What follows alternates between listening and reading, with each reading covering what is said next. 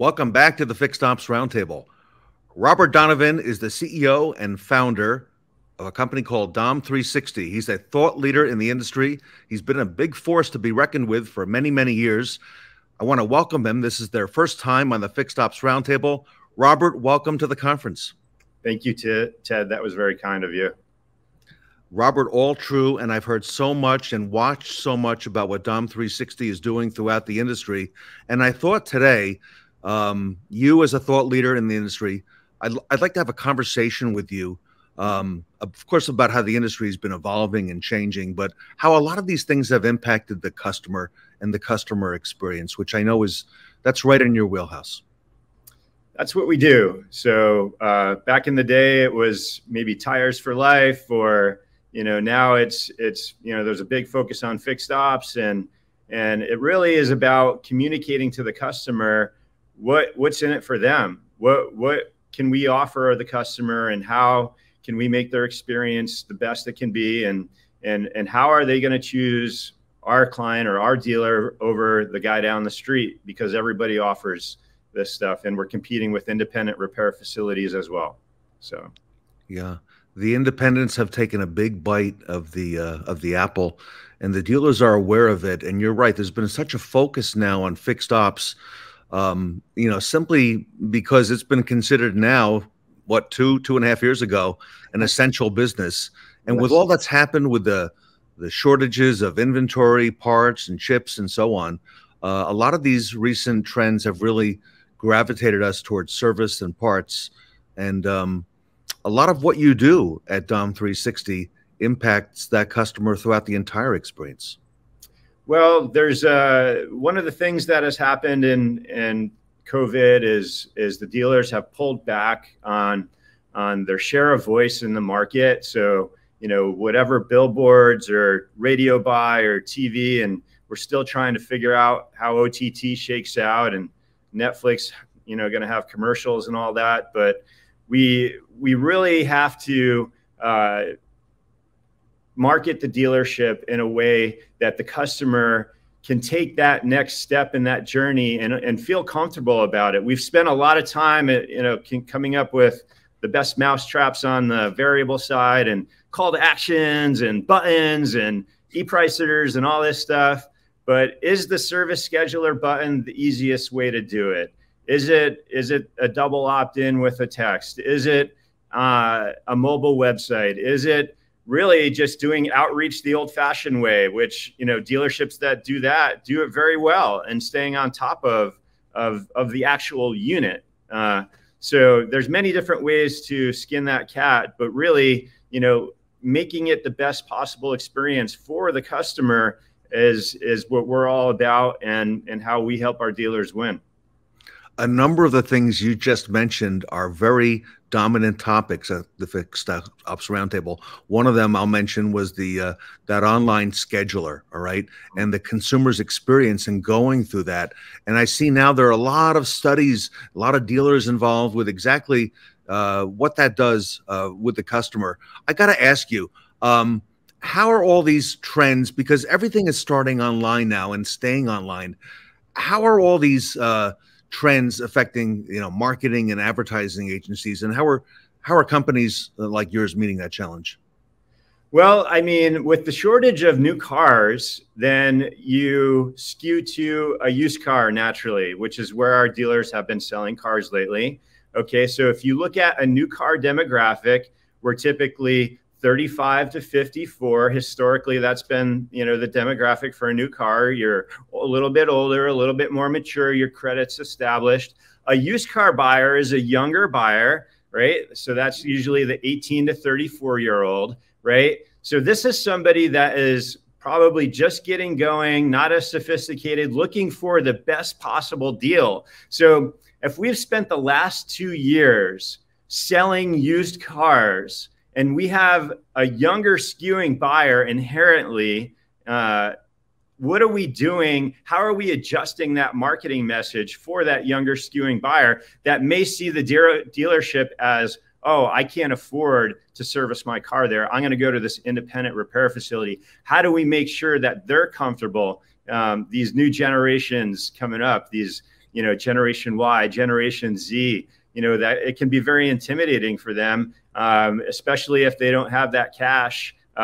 Even financing a service repair order, we see things like this happening, and dealerships that are taking advantage of this piece is providing dividends for them. So, and I also see communicating with them in a different way, depending on the buyer and how, for example, one of the topics we've been discussing is how they pay for a service.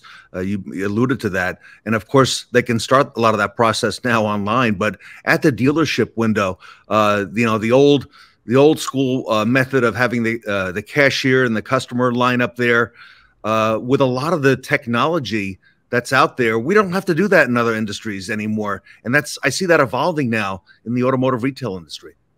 Well, I mean, let's just talk about Venmo and Apple Pay. I mean, like if you just look at health insurance, right? When we were younger, we were off our parents' health insurance when we were 18 years old, or maybe 22 by the time we were done with school. Like health insurance, you can get health insurance into your later 20s now and be on your parents' plan. All right, these younger generation, they have an Apple ID with their parents' card attached to it, right? And so they're using that for expenditures. Can a dealership take an Apple Pay? Can a dealership take a Venmo? Right? These are how these people are accumulating and using their balances. Even though the banking industry kind of caught up with Zelle, the adoption rate has been very, very slow. And so, are we set up to even do business with the younger generation? And interestingly enough, one of the things the customer, I'm hearing, remembers most about their experience at the dealership, especially in service, is that last part where they pay for it and how that was handled. And you're talking about a lot of things right now that are resonating here with the fixed ops community. How do you see the future of automotive retail, integrating technology? Because all of us interact on this cell phone now. I mean, it's in our hands all the time. Technology and innovation with retail, it seems, ripe for disruption. Well, I mean, as long as we have an internal combustion engine, we will have a representative dealer within a 5-mile radius of a customer in a PMA in a large market, small market, maybe a little bit further out. But I do see the trend going towards EV. Is this sustainable? I mean, we're building all of this infrastructure for electric vehicles and powering that electricity with coal power. So I mean, it's a little bit of a change of a little bit of sleight of hand there. So as the industry evolves over the next 10 years, I think we're going to see, just a Porter's 5 forces. You're going to see new entrants, you're going to see, China's been chomping at the bits to get in here several times with their EVs. I mean, they have a $5,000 EV right now that they would love to be selling here in the United States, and so I think you're going to see, the Attorney General laws and NADA kind of battling for the dealers and all that stuff. But I think that at the end of the day, people want to do business with somebody who's familiar to them. You don't want to have an Uber Eats experience. When the pizza came back in the day, you called the pizza place and you're like, hey man, the cheese slid on my pizza. You got to do something for me. If that happens with Uber Eats, you can't do anything, right? So if we eliminate the dealer and go to a distribution model, like some people are talking about, that's just going to erode brand loyalty and create the opportunity for a new entrant. So you're doing a lot at Dom 360 on that customer experience. I want to talk to you about some of the things that you've been involved with some of the dealers who are familiar with the Fixed Ops Roundtable. I learned from speaking to you in the green room earlier, I didn't realize you've also got a background, Robert, you personally, as a technician, as a diesel tech. Would you mind just maybe giving us a little bit of color on that before we talk about some of the success stories? I was in the trenches. So my first 4 years in the Marine Corps, I was attached to a reconnaissance battalion in the Marines. It was a light armored vehicle, so an eight-wheeled vehicle. It had some propellers on the back, so we could go in the water. And I learned everything about these vehicles. We just sent a bunch of them to Ukraine. But you know, in the Marines, you got to be able to shoot, move, and communicate for that vehicle to be up and running. Otherwise, it's on deadline, and the deadline report goes all the way up to the general, you know, who runs the base or runs that command. So you don't want to be on the deadline report, and so we need to keep our vehicles shooting, moving, and communicating, and so it was always mission critical for us to do that, whether you know we had the resources or not. There was a lot of MacGyvering going on. When you're out in the middle of nowhere, you just got to be able to fix it, and so there was always the mission accomplishment side of things, which was, you know, it really makes me sympathize with technicians and really what they go through. And I think that it's the core and heartbeat of a dealership. Well, thank you for your service. Okay. First of all. And I know that you at Dom 360 are very involved in fixed ops. I saw recently, just a few weeks ago, a big announcement with Update Promise, who is very well known here at the Fixed Ops Roundtable with Dom 360. And Kurt Nixon is a great friend of the Fixed Ops Roundtable and the entire family. Tell us a little bit more about that, because I think that's very interesting for fixed ops. I think it was a series of serendipitous events. We really had the client as the driver. I mean, we all know Gino Walsh. He's fantastic. He's a thought leader. He's always thinking about the next greatest thing. So it was really like his baby. He wanted us to do the marketing, Update Promise to do the tech, and then, you know, let's hold everybody accountable by having VistaDash do independent reporting, right? And it was really great because, like, he got the unadulterated everything. And so, you know, we positioned Update Promise, again, customer centric, broke it down shotgun style, so the customer really understood the value prop of that tech.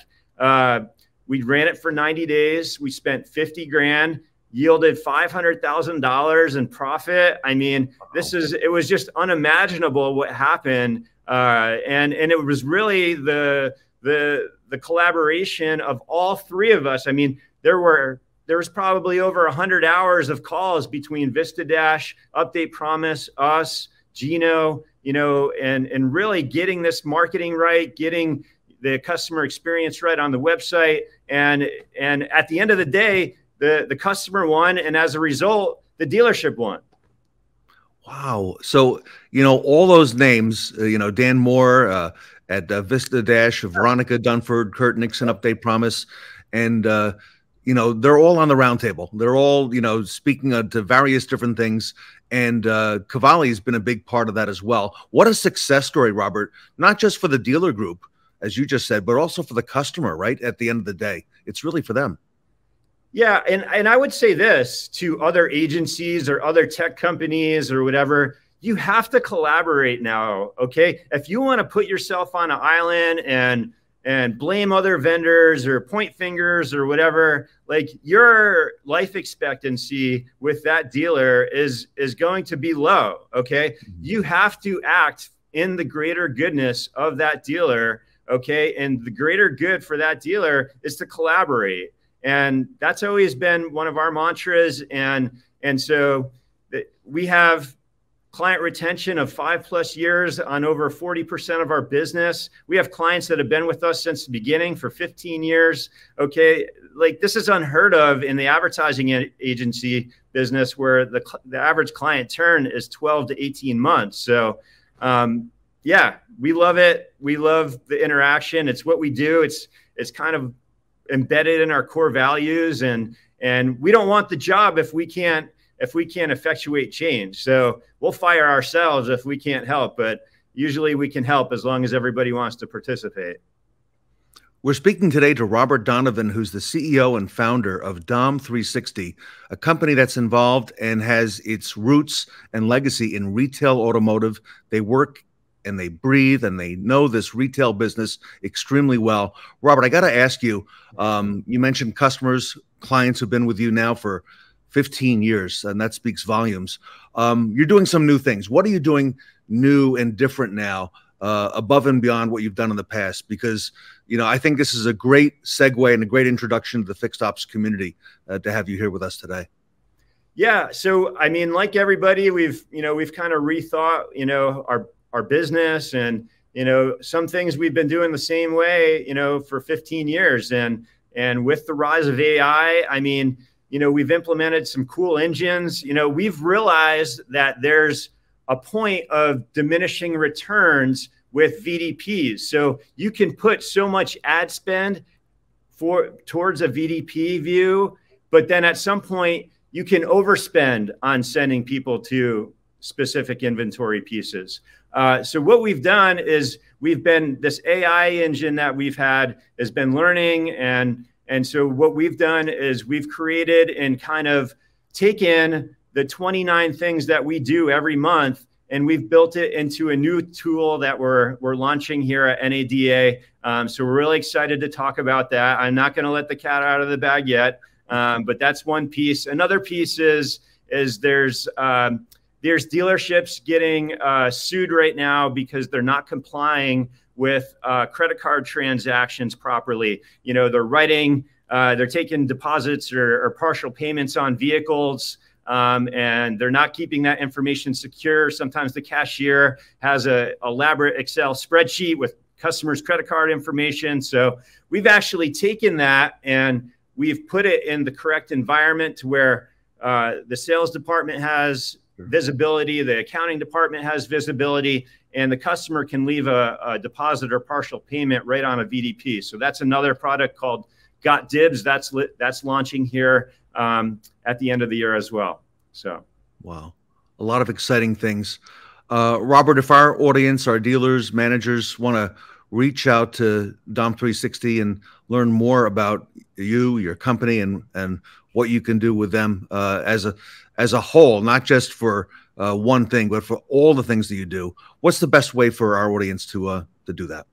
I mean, you can obviously reach out to me directly, Robert at Dom360. I would really encourage anybody who's interested to go to our website and really check out our core values, because this is what has to line up. Like, we have to drink your Kool-Aid and you have to drink our Kool-Aid for the magic to happen. And so when it comes to mission commitment and, creative innovation and all these things that we do, we want the dealer to be as excited about what we do. And if they're not, then, that's okay. We don't, maybe the timing isn't right or whatever, but we want clients that want to be our clients, and because we want to overservice them throughout their journey with us. So definitely check out our core values. And then if that makes sense, submit a form on our website, but reach out to me directly if you like. We'd be happy to take the call. And if I can add, that speaks volumes, because one of the big topics we've been talking about for some time is culture at a company. And the dealership culture, it seems, starts at the top, right? And, we've talked about retaining technicians, retaining employees at a time when it's hard to find new employees. It all starts with that culture. And Dom360, you've instilled that culture with those core values. And I think for our audience, which are a lot of early adopters and people who want to do things the right way, that speaks volumes. Well, one of the neat things is we've seen, dealers re-engage during COVID, or maybe it's, the next in line, the heir apparent to the dealership who's now in their 40s or whatever, and they're ready to, make amazing changes, and they're engaged. And that engagement is so much better than being an absentee dealer and installing a general manager. So what we've seen in the marketplace is we've seen more hyper engagement from younger dealers or dealers in general. And that interaction is exactly what's needed right now. So. Wow. Great message, everybody.